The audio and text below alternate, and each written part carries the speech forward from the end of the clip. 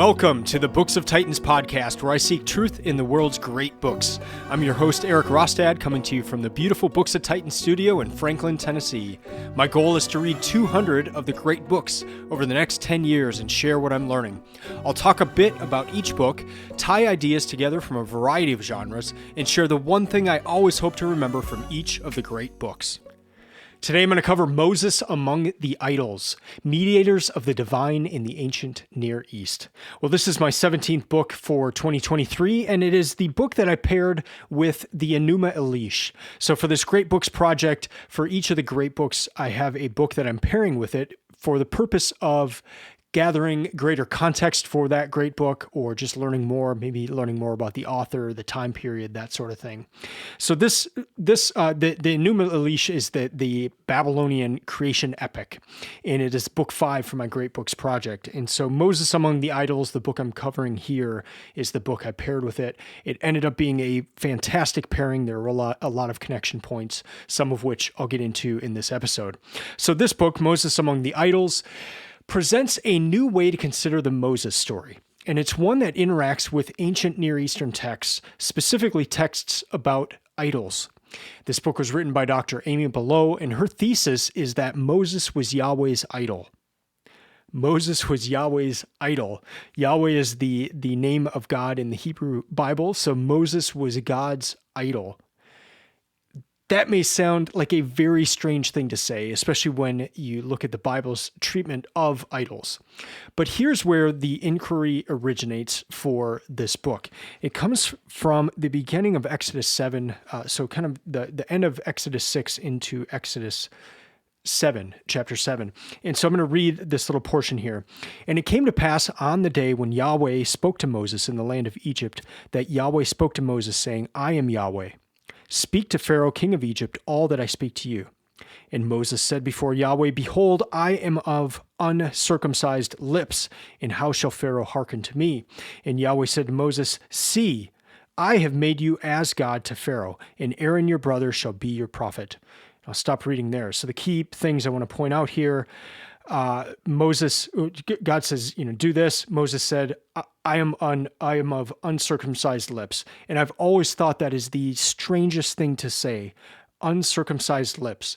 Uncircumcision usually refers to another part of the body, not the lips. And so that's just such a weird turn of phrase. And I'm reading the Bible that I read at the beginning of this year, and I even made a note of it at that this is such a weird phrase. What's happening here?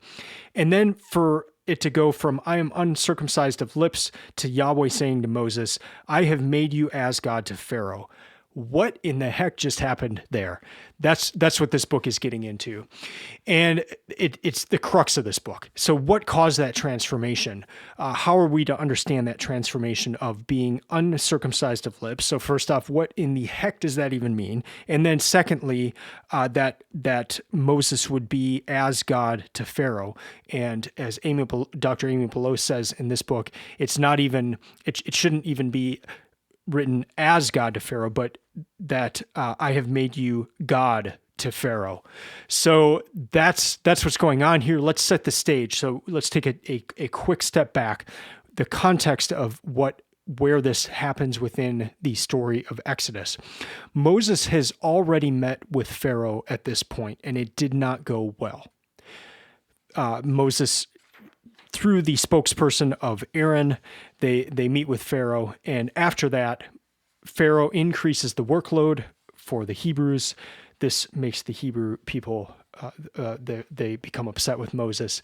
And so Moses realizes that something needs to happen, that something needs to change, and Moses realizes he needs a change in status. And so that is what Amy is doing in this book.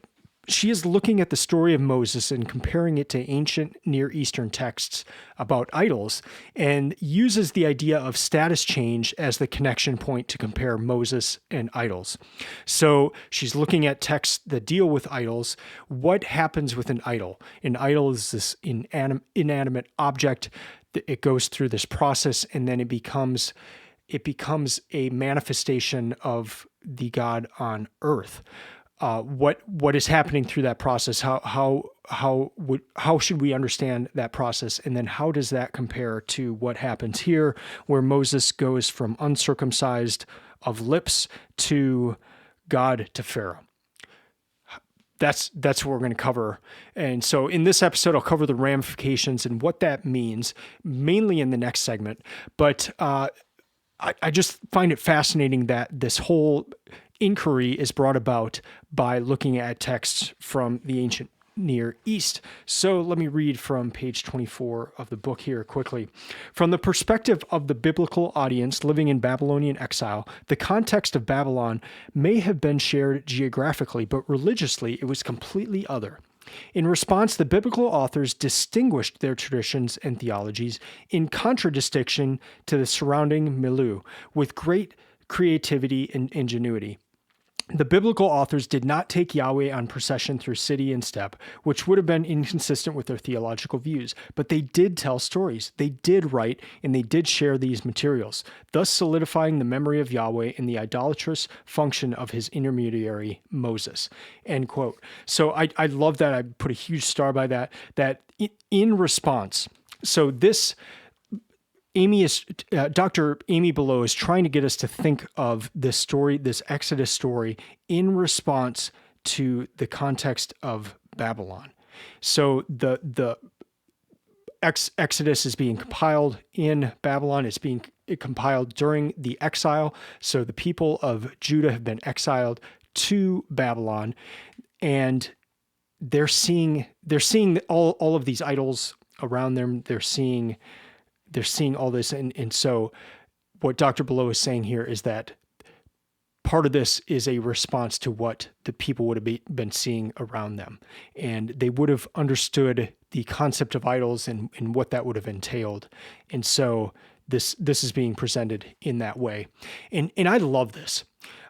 This has been a big shift for me this year, just in thinking about the Bible, in the sense that I brought this up in other episodes, but without ever really thinking about it, I just assumed the Bible was the first book, in the sense that even the language in the beginning. So instead of other things deriving from the Bible, or that's I guess just without even giving it much thought, that's the assumption I would have had. But just in reading this year, whether that was Gilgamesh and realizing here's a story 1,000 years before the Bible's compiled, about at least 1,000 years, and there's a flood story in Gilgamesh. What do we do with that? So is the Bible just simply copying this deluge story, this flood story? What's happening? And what I saw in that is that the biblical writers are talking about things that are in the atmosphere, talking about stories that are in the atmosphere, but giving a different perspective or a different way of looking at them. So if you read the deluge story in Gilgamesh, the reason for that deluge and then the ramifications after the deluge are different than what you're going to find in the story of Noah, the flood story of Noah. So that's been a big shift for me. I just never, I guess, even considered that there were things before that perhaps the Bible was responding to. And I like that. I like that idea. And here it shows up again as this story of Moses being presented in that context. And if it is presented in that context, can that help us understand more about the Moses story? Can it put things in a different light? And I think it can. And specifically in areas I've had questions, just personally, I've had questions about the Moses story. And those are in three main areas. So I'm going to just quickly mention them, but then I'll dig into them in the next segment. The first is just this face-to-face thing. So there's on the same exact page in Exodus, there is a statement that Moses met with God face to face. And I'll read the exact statement in the next segment, but met with God face to face. And then just a few paragraphs later, it's no one can something along the lines of no one can see the face of God and live. So what's going on there? Moses talks with God face to face, but no one can see God's face and live. Those seem like very diametrically opposed items. What's happening? Number two, just the golden calf. What in the world is that? Like, that just seems to come out of left field.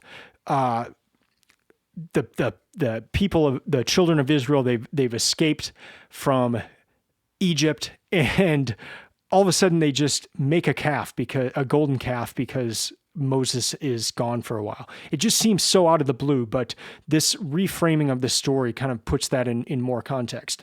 And then the third thing is I took a trip to Italy in 2004, and I saw a statue that Michelangelo had done of Moses, and Moses had horns. And I thought that was pretty odd. And the more I read about it, I heard that, well, perhaps this was a mistranslation, and instead of horns, it should have just been like radiance. And but how do you sculpt radiance? There's ways to do it, but Michelangelo basically my understanding was that Michelangelo had a bad translation of the Bible, and so he gave Michelangelo horns. I thought that was really odd and silly, and look at these silly people from 500 years ago. But now I'm kind of coming back to that horns thing. And so that's also discussed in this book in terms of idols and just kind of what was going on culturally at the time as well. So I'll get into those three things: the issue of face to face, the golden calf, and then did Moses have horns? So some fun stuff coming up here in segment 2. I first heard about this book on a podcast interview with the author, and that was on the OnScript podcast. So I will link to that in the show notes, and then you can hear directly from that author. That was a really interesting episode. And this book was also suggested by Dr. Jason Staples. So it was one I wanted to pick up after I heard that episode, and then after Dr. Staples suggested it as well. As for reading stats, this is a 195-page book. It took me 7 hours and 32 minutes to read it. That was over 9 days, and I averaged 22 pages per day. I like to track these things. I know that's nerdy, but one, it just gives you an idea of how long this book might take you to read. I am a slow reader, and so you could probably even get through it a lot faster than the time it took me. One reason it took me so long to get through it is it was so interesting, but just so dense too, that it just took me a long time to read through it, and I took it slowly and all that. So I read it between May 15 and 23. So next segment, let's dig in a little deeper here into what all of this means.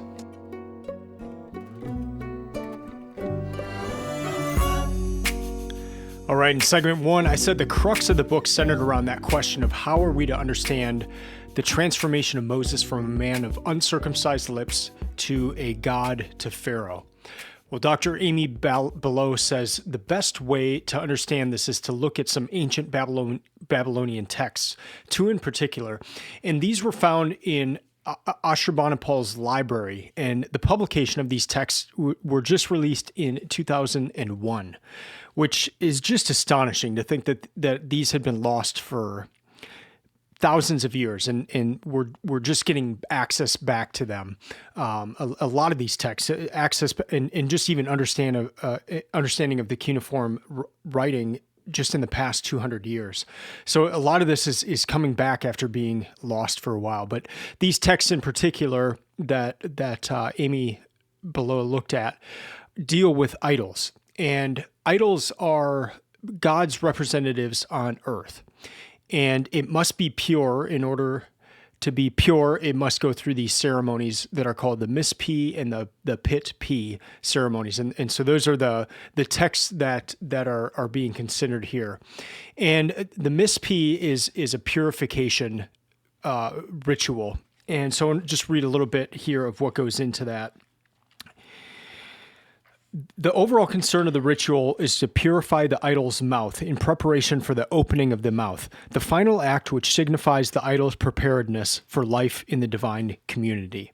So that's the mispee, the first part of it, of the purification. So basically what that does, it takes, so the idol would be made from this wood that was considered divine, and then it would go through this purification process. The second step was the pit pee, which means the opening of the mouth. And here's some parts about that. This is the climax of the transformative process and the moment at which an idol changes from one who holds divinity to one who transmits divinity. It is not enough for the idol to have divine origins. It must also become the conduit of the divine if the idol is to meet the destiny for which it is birthed. And then the last part here, the moment of the divine word into the earthly realm through the mouth of the mediator is perhaps the most important element of the mediatory office, regardless of whether that mediator is an idol or a person like Moses, end quote. So we've got the opening of the mouth, which is so interesting too, in that when I was reading about Egypt, that was book 2 for the Great Books Project, the writings of ancient Egypt, a lot of that talked about this idea of opening of the mouth. And in that context, it was when a pharaoh had died. And so the pharaoh would be in his tomb, and as part of this process of the pharaoh kind of resurrecting into the new life, the priests would conduct this ceremony called the opening of the mouth. So that's in Egypt, but this opening of the mouth ceremony was also happening in Mesopotamia as well, and in Babylon, and they would do it with these idols. So that's what Dr. Balogh is comparing to the Moses story. If we're looking at an idol, that it has to go through this purification and opening of the mouth process. So how does that relate to circumcision or circumcision of the lips? So the language of what we see along with circumcision in the Bible is that was the act that set the children of Israel apart. And it was tied to the covenant, but that's what set things apart. And one of the key features of that is that it is a permanent act. You are circumcised. You don't go back to being uncircumcised. Once you're circumcised, you're circumcised, and it's permanent. So the connection to the opening of the mouth when Moses says, "I'm uncircumcised of lips," the connection is that this is for a person. So instead of this opening of the mouth ceremony that you would have for an idol, for Moses it had to be a circumcision of the lips. And here's what Dr. Balogh says about that. The metaphor of uncircumcised lips puts a characteristically Yahwistic spin on the ancient Near Eastern idea that a mouth needed to be pure and open in order to act as the mouthpiece of the divine, end quote. One idea of this opening of the mouth is a two-part process where the opening of the mouth was one to be able to consume the sacrifices, but then also to be the mouthpiece for the divine. So there's those two ideas going out with that opening of the mouth. But you take it kind of this other step with relating it to circumcision in Moses, and that's what it was talking about. So biblical authors, they would have had a working knowledge of idols and what they meant. They probably would not have had access to these texts that Dr. Balogh was looking at, just because these would have been in the priestly realm, and you just don't walk into a temple and get access to these tablets. But they would have had a general understanding of what idols were and what made them so compelling. So the presentation of Moses as an idol, it would have been compelling to the audience, but it's also very tricky, because in the Bible there are clear prohibitions against idols and idolatry, and there's also only one God. So Moses couldn't become God. He could just be God to Pharaoh. And let me read a little part about this. Interpreting Moses as a god, even if only to Pharaoh, poses a threat to the idea of a single cosmic deity, the first commandment, and a fair amount of Moses' own teachings as they are presented in the Pentateuch. Calling Moses God is inconsistent with much of what Moses himself says about proper worship and religion. Yet Moses' status as God over the God King becomes evident when Pharaoh's firstborn is struck dead and his charioteers are drowned in the sea. Moving on to the next part, the logical inconsistency is why it is helpful, even necessary, to describe Moses in terms of an idol. The comparison between Moses and ancient Mesopotamian idols helps to reconcile the God language of Exodus 7:1, the function of Moses' status change within the narrative, and the religious values the authors of the Pentateuch will later espouse, end quote. And so the way around this is that God made Moses his idol. And this distinguished Moses from the other idols because all those other idols would have been at first a piece of wood or some sort of inanimate object, and yet Moses was a person. So that's kind of the big distinguishing factor. And so instead of the opening of the mouth ceremony, you have the circumcision of the lips. There's something else going on here, and it's an actual living person as opposed to just an object that becomes the idol.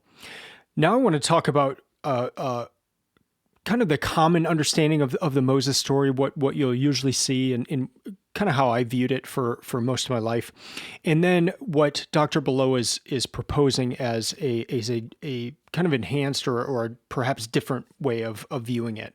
And what's great is that this doesn't mean the original way that it's been thought of is wrong. Looking at it this way just kind of provides a little more context, a little more cultural context, and a little more of perhaps the biblical authors responding to the cultural atmosphere of the time. And so let me just go through these. There are four main items here. So the first one is the common understanding is that Moses had some sort of a physical ailment or a fear of speaking. And so that's why God had intervened to give him the ability to speak. And I mean, this comes straight from the text. It's not like some theory. Moses complains that he's not good with speaking. And so people have thought, well, maybe he didn't know the language well, or he had a stutter or something like that. And so that's kind of the main line of thought there. But had that been the case, then Moses wouldn't have needed Aaron. And Aaron would have solved that problem because Aaron was the spokesperson for Moses. So that's one side of it. And then what Dr. Balogh says is that what Moses had was not this physical ailment or fear. What he had was a status problem. And let me read a portion here of kind of what that gets into.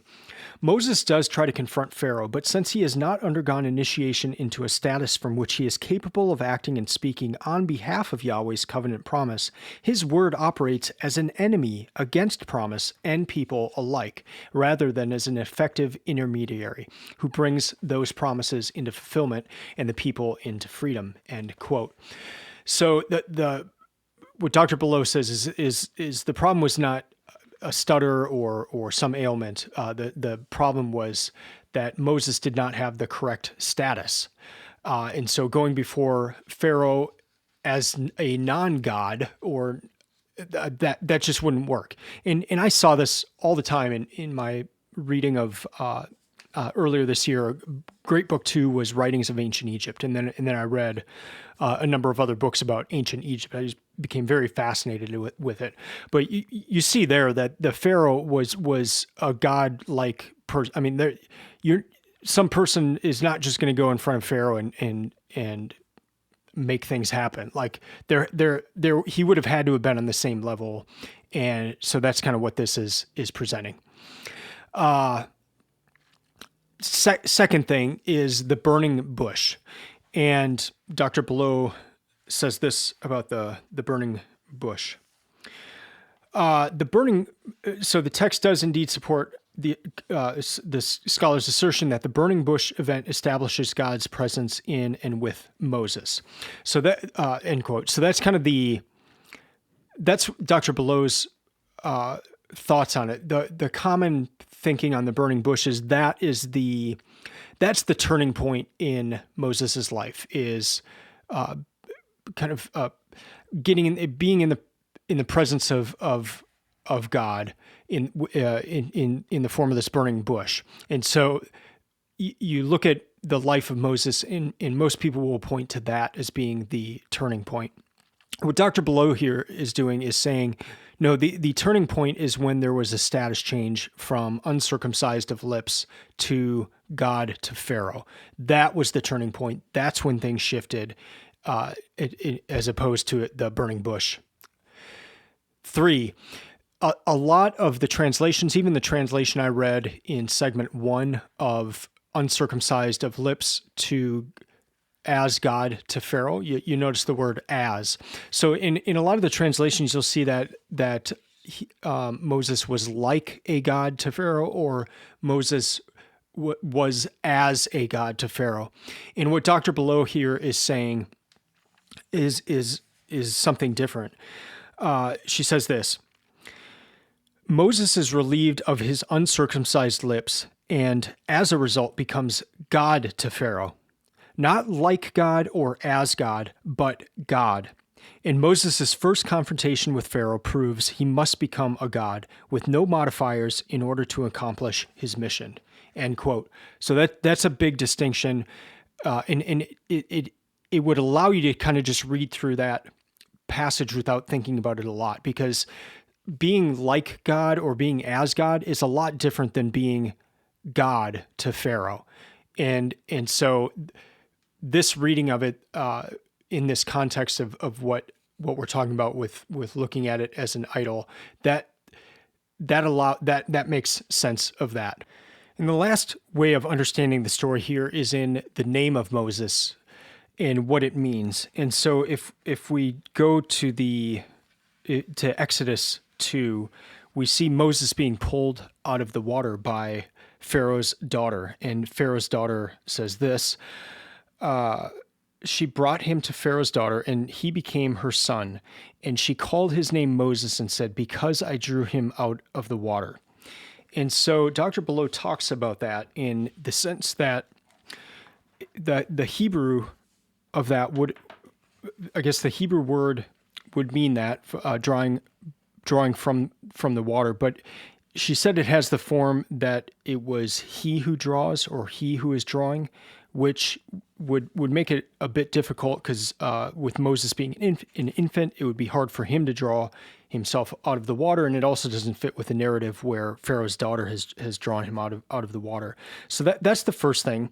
The second part of that is that it was an Egyptian who drew him out of the water, so an Egyptian probably wouldn't have used that term.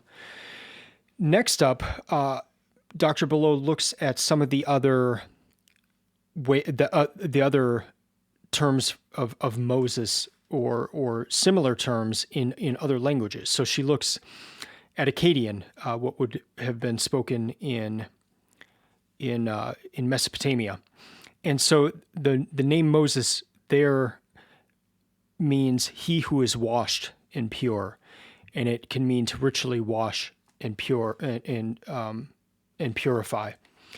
Next up, to add another layer, I'm going to read a section here. To add another layer to this understanding of Moses, in chapter 1, I mentioned that the Akkadian mesu, often mesu refers to the mesu tree, whose wood was used for the core of idols, especially those of Marduk.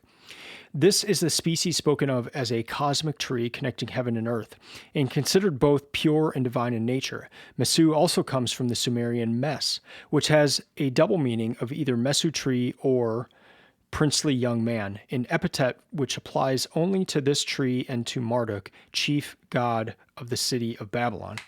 And then a little later on, thanks to the various applications of the Akkadian cognate Mesu, including its connection to the popular god Marduk, it is now possible to re-describe Moses as he who is washed pure, in a way that renders him analogous to idols. The new etymology also suggests that the biblical authors may have crafted this Moses idol comparison with the idol of a specific god, Marduk, as the rhetorical target. Moses' status as God to Pharaoh is not yet complete, as one outstanding issue remains. He may be washed pure, but this designation is irrelevant because his lips are not circumcised. Moses' speech has yet to effect change on behalf of the covenant community, end quote. So I know I read a lot there, but there are kind of three different names. And so there's one that to draw him out of the water. Dr. Balogh says, let's look at some other options. And the other options are, if we travel over to Mesopotamia, we see that this word could mean ritually wash and purify, but then it also connects to the god Marduk. And this is where we start connecting to the Enuma Elish, the creation epic from Mesopotamia, from Babylon. And the god Marduk plays a huge role in that. He's the chief god of the city of Babylon as well. And so also we learn about when these idols are made, they are made from this Mesu tree. So just the connection between all of that and that being connecting to the name of Moses kind of gives that other push too, that there might be something more going on here than what meets the eye. So those are kind of four areas just where there's this common understanding of the story of Moses. Here are some different ways to look at it from Dr. Balogh. So let's go through a few similarities, a few differences, and then I want to read a section that just kind of sums it all up. So similarities, idols bridge the gap between humanity and the divine. That is the purpose of idols in Babylon, and that is the purpose of Moses. Moses is to bridge the gap between the human and the divine. The other similarity, there's the opening of the mouth ceremony there, and that's kind of what we see in that uncircumcised of lips to being circumcised of lips, conducted by God on Moses. There's this idea of a rebirth from one state to another. So the ceremonies that are described in the text that Dr. Balogh looks at, that's the point. This idol, there's a rebirth from one state to another. And then the sign of this rebirth is that there's this uncontrollable glow that radiates from the face of the mediator. And I'll get into that a little bit more just in a little bit, but just keep that in mind for a minute. Here are some differences. So the main one I mentioned before is just that with Babylonian idols, we're talking about a wood idol or some other object, and with Moses, we're talking about a person. The other big, and this is a huge difference, is that in these texts that Dr. Balogh is looking at, the idol could lose its status. So it could have this rebirth from one state to another, but if it was not maintained by the priests, the idol could lose that status, and then over time it would not be an idol anymore. Contrasted with Moses, where that change was permanent. That status change was permanent. The status change for Moses was not just for Pharaoh and his interactions with Pharaoh. It went the rest of his life. And there's a section here towards the end of the book that just kind of sums it all up. So let me read this quickly. Moses' status is not unique in the ancient Near East, but rather it is common among idols. Where Moses' status is distinct is within the text of the Hebrew Bible and among human beings, end quote. So again, that him being a human being, that is the main distinction here.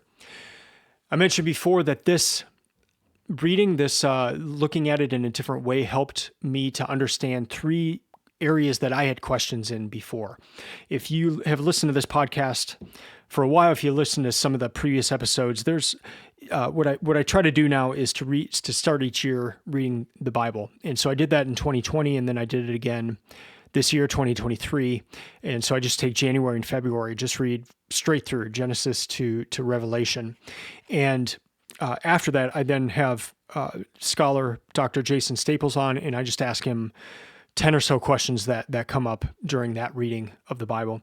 And I remember in 2020, one of my questions was about Moses, because you've got this section where very closely together it says Yahweh spoke to Moses face to face, and then very shortly after it says, "You cannot see my face, for man shall not see me and live."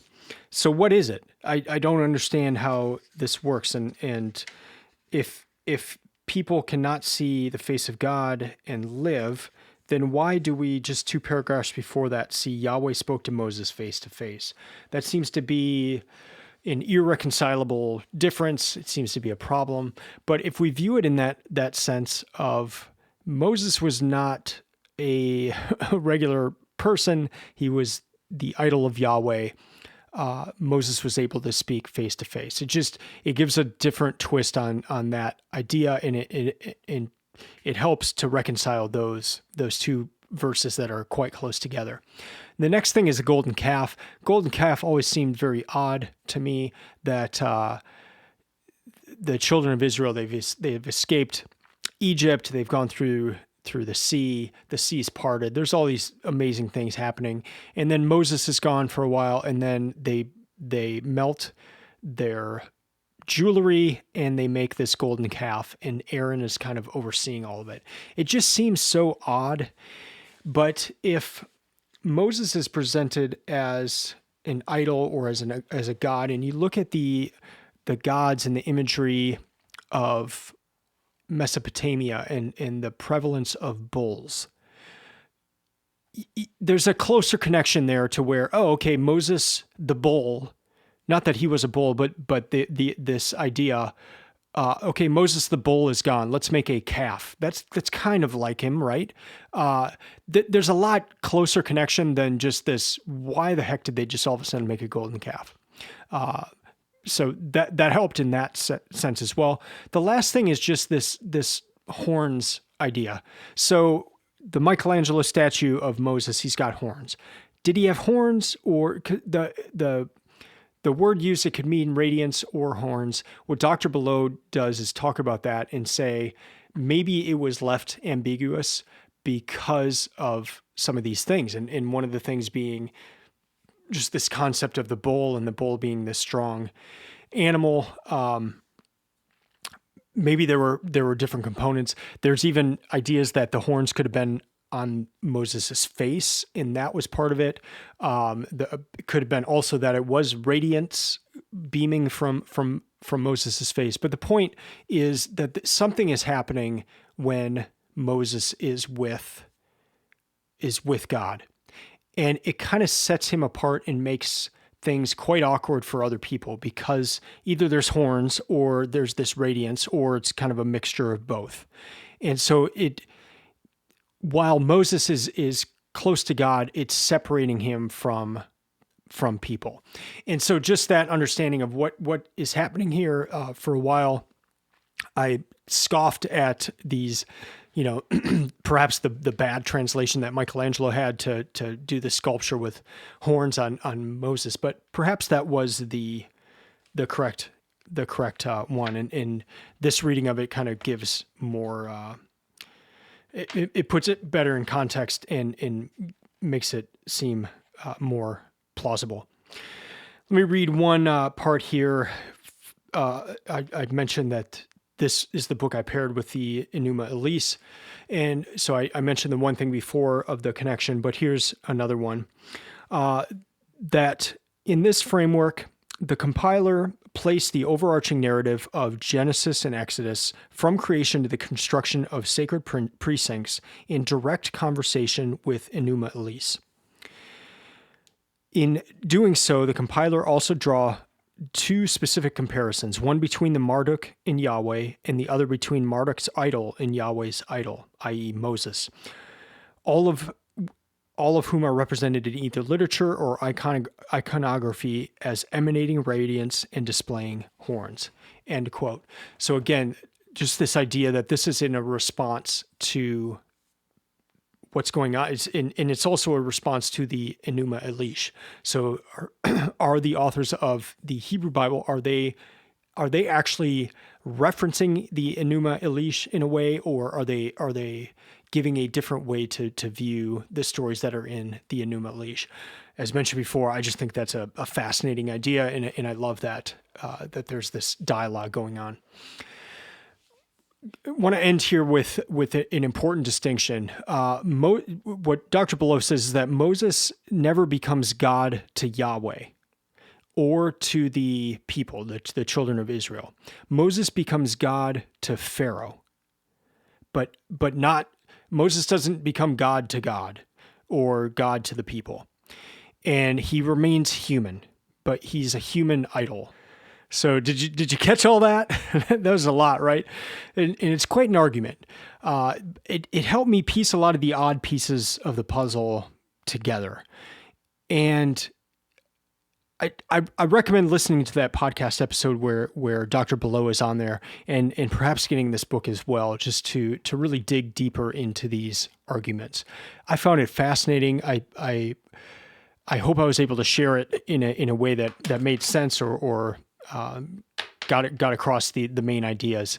But it's a lot, I know, but it was really interesting, and I hope that made sense. So next segment here, segment 3, I will get into the one thing, my one key takeaway from this book.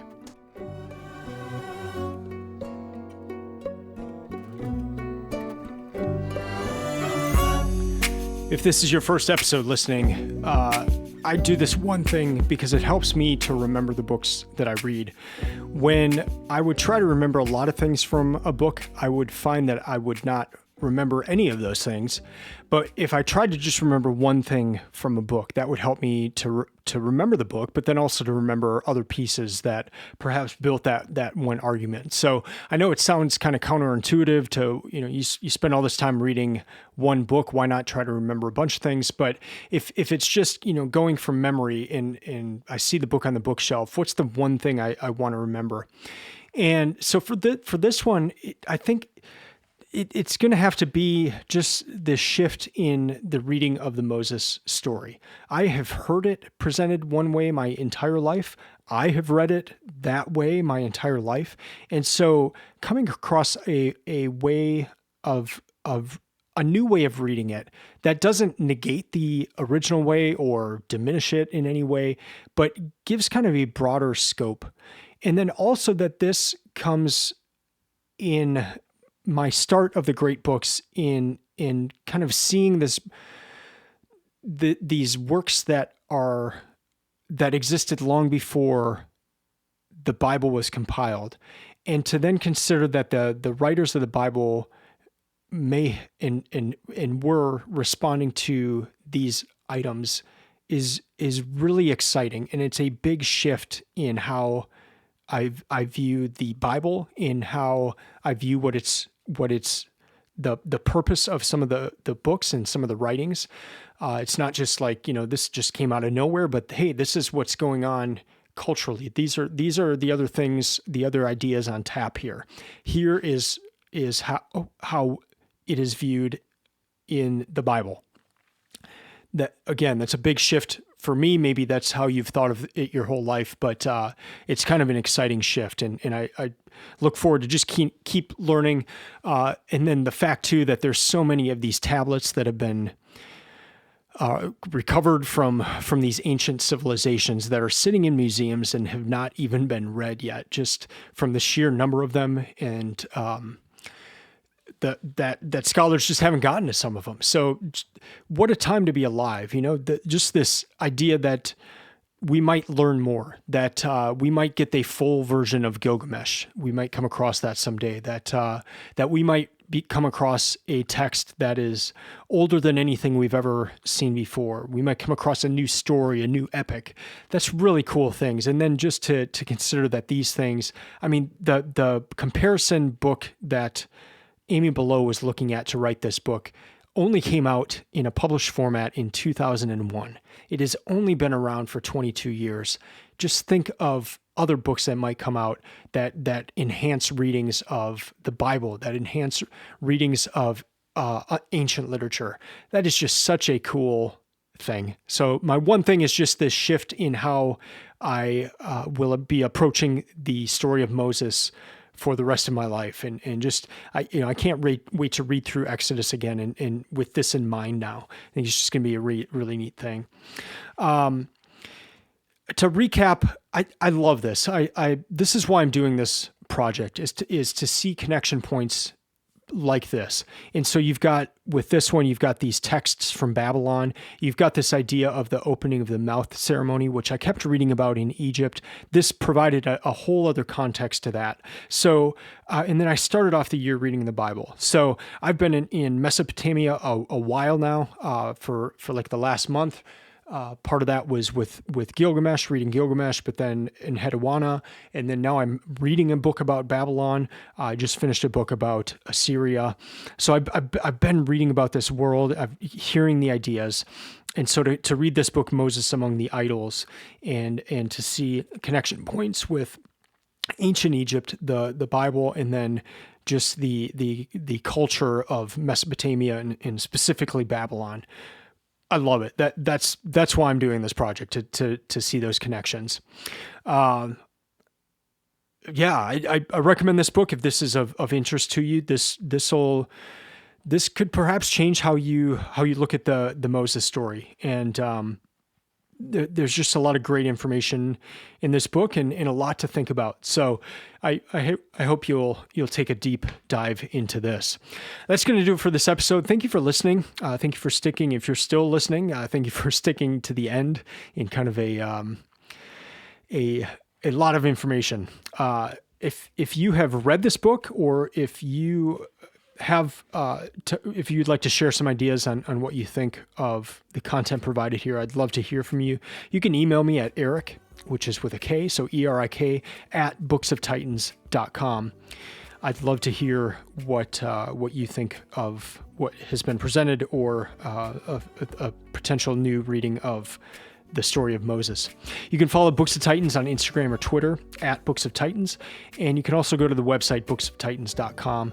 Be sure to sign up for the newsletter there. I send out one a month, just kind of give a recap of what I've been learning, what books are upcoming, and that sort of thing. So if you want to stay up to date, I recommend signing up for that newsletter.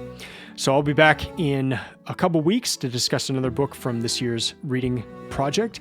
And until then, keep reading, keep learning, and keep listening. I'm out.